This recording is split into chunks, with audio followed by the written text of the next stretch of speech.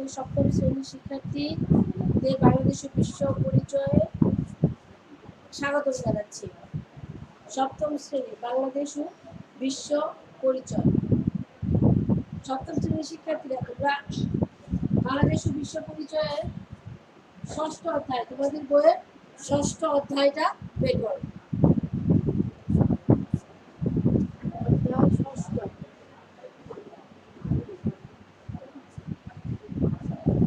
ষষ্ঠ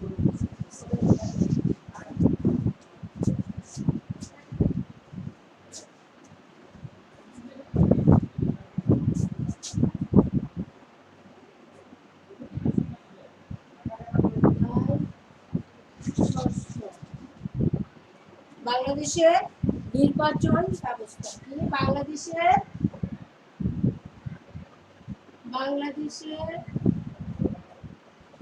নির্বাচন ব্যবস্থা।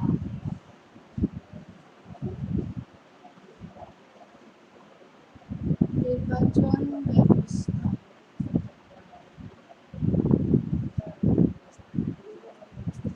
তাহলে আমরা প্রথমে নির্বাচন কি এই সম্পর্কে একটা ধারণা নিই। নির্বাচন কাকে বলে? নির্বাচন কি?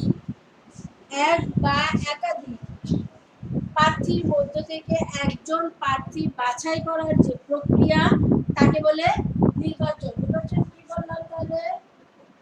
নির্বাচন এক বা একাধিক প্রার্থীর মধ্য থেকে একজন প্রার্থী বাছাই করার যে প্রক্রিয়া সেই প্রক্রিয়াকে বলা হয় নির্বাচন। আমরা বলছি দেখো, এক বা একাধিক প্রার্থীর মধ্য থেকে একজন প্রার্থী বাছাই করার প্রক্রিয়াকে বলে নির্বাচন।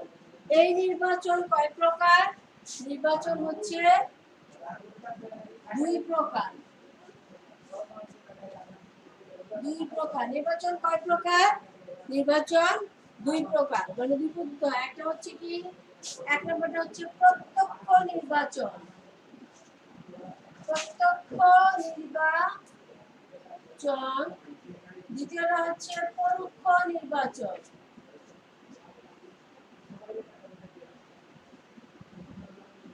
কি বললাম? নির্বাচন কাকে বললাম? এক বা একাধিক প্রার্থীর মধ্য থেকে একজন প্রার্থী বাছাই করার যে প্রক্রিয়া সেই প্রক্রিয়াকে বলে নির্বাচন। নির্বাচন কয় প্রকার করলাম? দুই প্রকার। একটা হচ্ছে প্রত্যক্ষ নির্বাচন আর একটা হচ্ছে পরোক্ষ নির্বাচন। এখন আমরা আসি প্রত্যক্ষ নির্বাচন কাকে বলি? যে নির্বাচন ব্যবস্থায় জনগণ ভোট দিয়ে সরাসরি প্রতিনিধি নির্বাচিত করে তাকে বলে প্রত্যক্ষ নির্বাচন। কি বললাম?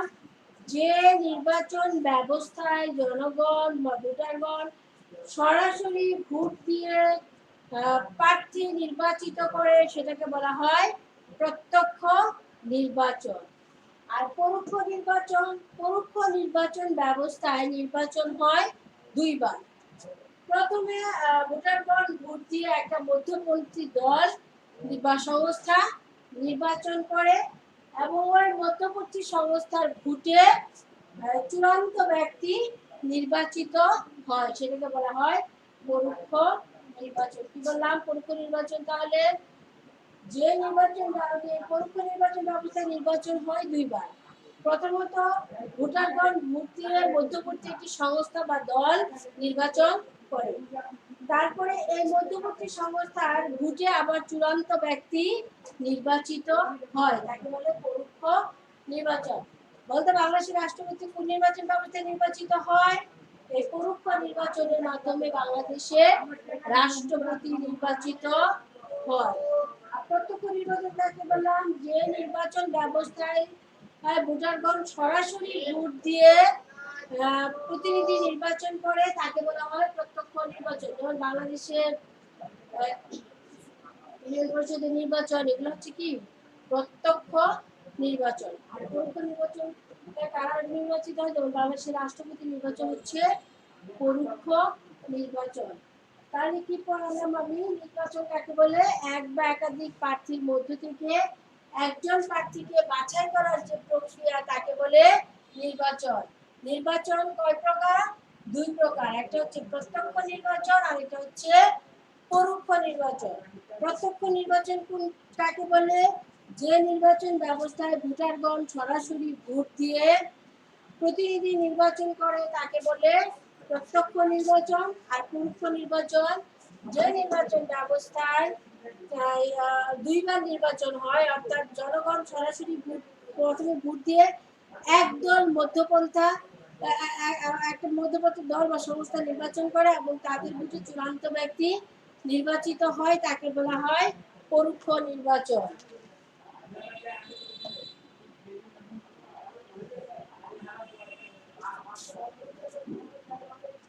এখন দেখো, আমরা একটা ছকের মাধ্যমে প্রত্যক্ষ ও পরোক্ষ নির্বাচনের বৈশিষ্ট্যগুলা দেখব। প্রত্যক্ষ এবং পরোক্ষ নির্বাচনের বৈশিষ্ট্য প্রথমে আমরা দেখি প্রত্যক্ষ নির্বাচন। প্রত্যক্ষ নির্বাচন দেখো, প্রথমে কি বললাম? প্রথমে বললাম আমরা প্রত্যক্ষ নির্বাচন।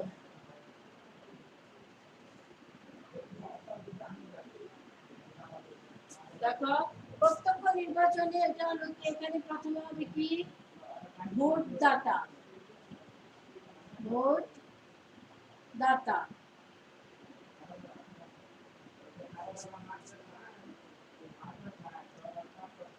ভোটদাতা সরাসরি ভোট প্রদান। ভোটটা কেমন করে মধ্যে প্রত্যক্ষ নির্বাচন কেমন করে হয়? সরাসরি সরাসরি ভোট প্রদান। ভোট প্রদান সরাসরি ভোট প্রদান।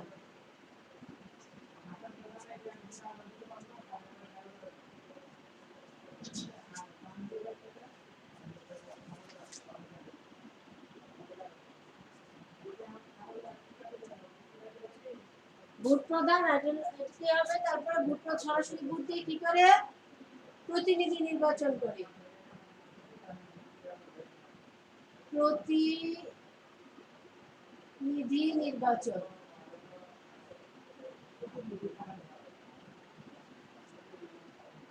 তাহলে কি বললাম? দেখো, প্রত্যক্ষ ভোটের বৈশিষ্ট্যটা কিভাবে বললাম আমরা। একটা হচ্ছে কি, দেখো, ভোটদাতা ভোট দিতে যাচ্ছে সরাসরি সরাসরি ভোট প্রদান করে, প্রতিনিধি নির্বাচন করে। আর পরোক্ষ নির্বাচনটা দেখো, পরোক্ষ নির্বাচন নির্বাচন পরোক্ষ নির্বাচনে দেখো,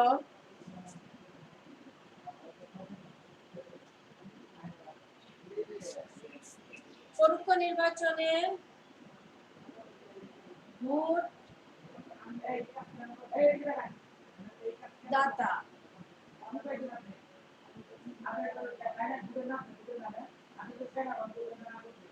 প্রথম নির্বাচন।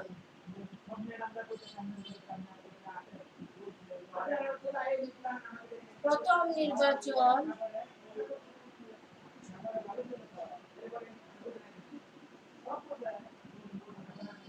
মধ্যবর্তী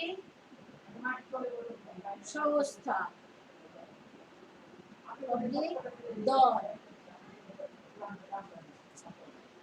তারপর দেখো দ্বিতীয় নির্বাচন। দ্বিতীয় নির্বাচন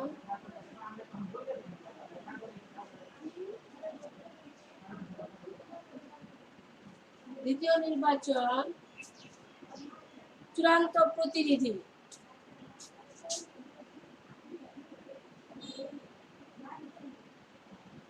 চূড়ান্ত প্রতিনিধি।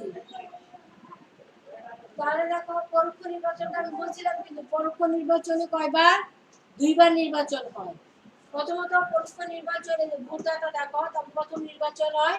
প্রথম নির্বাচনে মধ্যবর্তী দল বা সংস্থা নির্বাচন করে, আবার এই মধ্যবর্তী সংস্থা দ্বিতীয়বার নির্বাচন হয়, তারপরে চূড়ান্ত ব্যক্তি নির্বাচিত হয়। এই গেল নির্বাচনে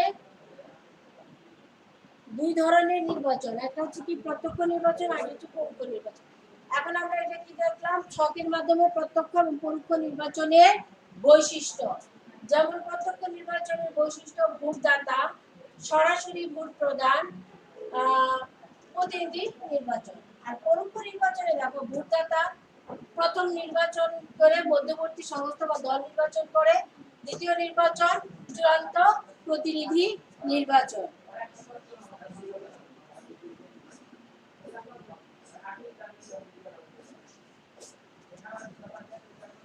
এখন বলো বাংলাদেশে নির্বাচন ব্যবস্থা দুই ভাবে হয়, নির্বাচন প্রক্রিয়া দুই ভাবে হয়, একটা হচ্ছে কি জাতীয় পর্যায়ে নির্বাচন আর একটা হচ্ছে স্থানীয় পর্যায়ে নির্বাচন। একটা হচ্ছে কি জাতীয় পর্যায়ে নির্বাচন আর একটা হচ্ছে স্থানীয় পর্যায়ে। বাংলাদেশের নির্বাচন প্রক্রিয়া দেখো বাংলাদেশের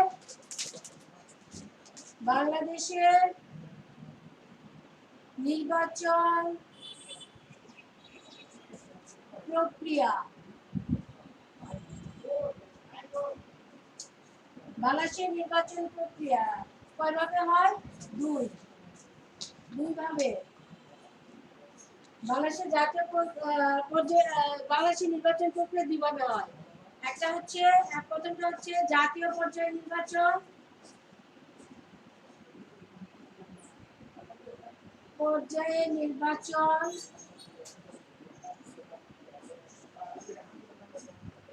দ্বিতীয়টা হচ্ছে স্থানীয় পর্যায়ে নির্বাচন।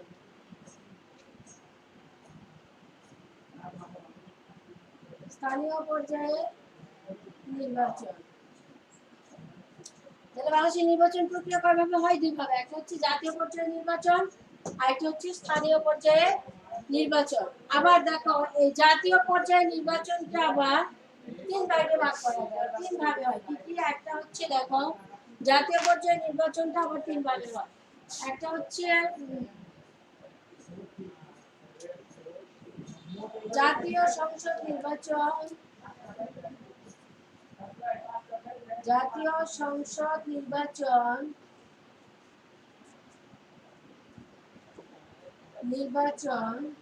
আর এটা হচ্ছে রাষ্ট্রপতি নির্বাচন,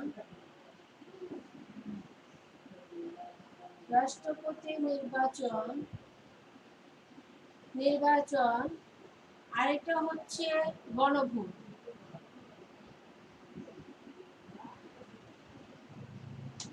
এটা হচ্ছে কি গণভোট। তাহলে জাতীয় পর্যায়ে নির্বাচনে প্রথমে কি বললাম আমি? জাতীয় সংসদ নির্বাচন। জাতীয় সংসদ নির্বাচনটা কি দেশের সকল প্রাপ্তবয়স্কদের ভোটে এই নির্বাচনটা অনুষ্ঠিত হয়। কি বললাম? দেশের সকল প্রাপ্তবয়স্কদের ভোটে এই নির্বাচন অনুষ্ঠিত হয়। জাতীয় পর্যায়ে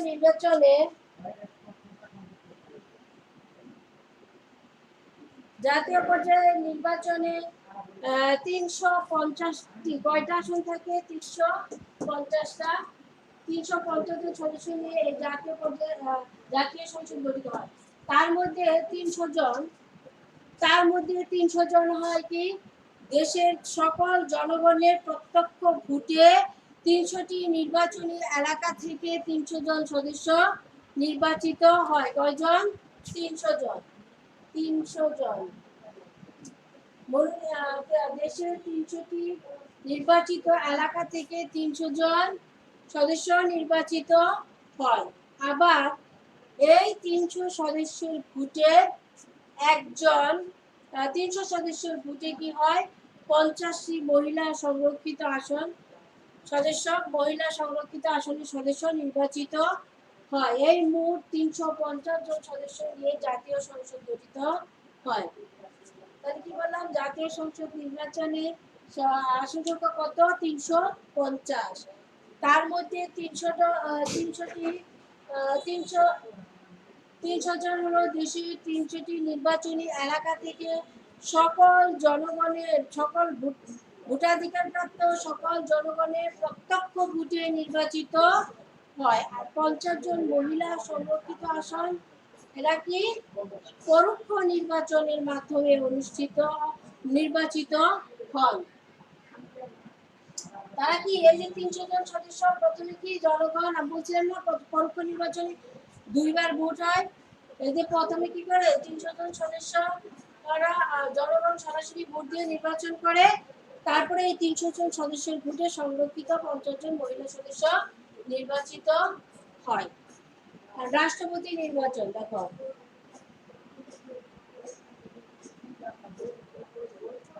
আমাদের এই রাষ্ট্রপতি নির্বাচন হচ্ছে একটি জাতীয় পর্যায়ে নির্বাচন, যদিও এটি কি পরোক্ষ নির্বাচনের মাধ্যমে নির্বাচিত হন।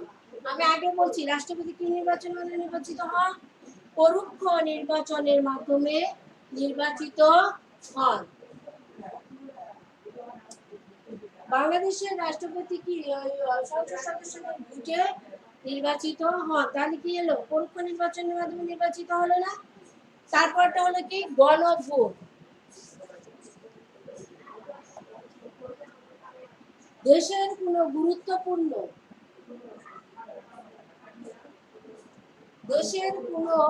গুরুত্বপূর্ণ সিদ্ধান্তের জন্য এই গণভোট গ্রহণ করা হয়।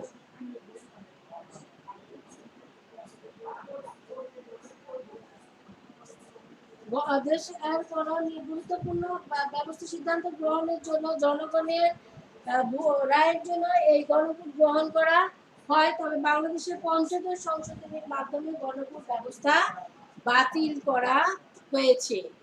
গত পঞ্চদশ সংশোধনীর মাধ্যমে এই গণভোট ব্যবস্থা বাতিল করা হয়েছে।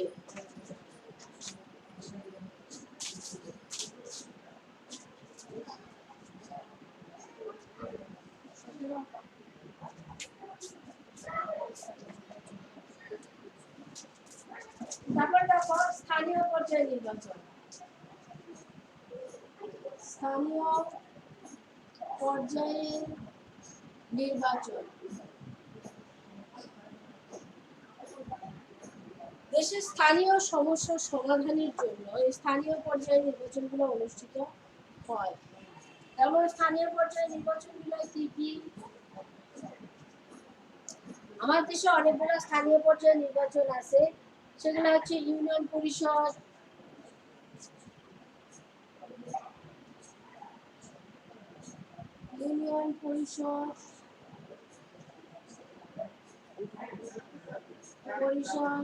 উপজেলা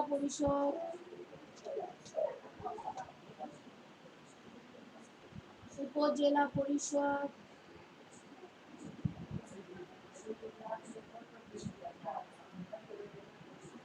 জেলা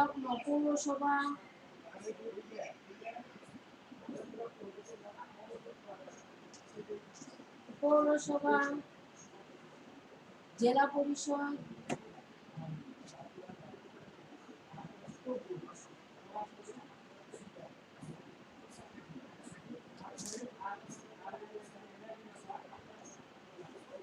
পার্বত্য জেলা পরিষদ,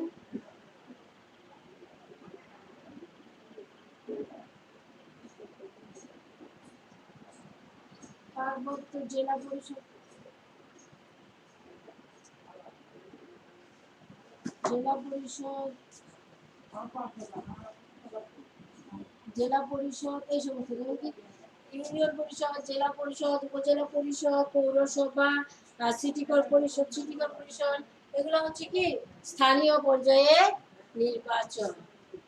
এখন ছিল বাড়ির কাজটা সবাই খাতায় লিখে নাও।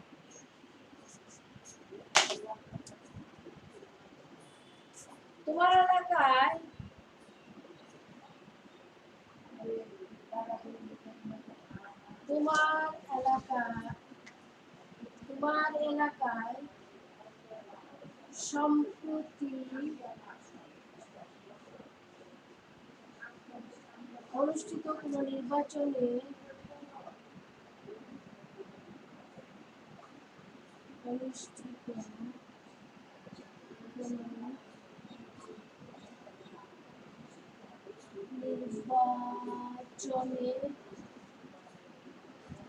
সম্পর্কে আলোচনা করেছি।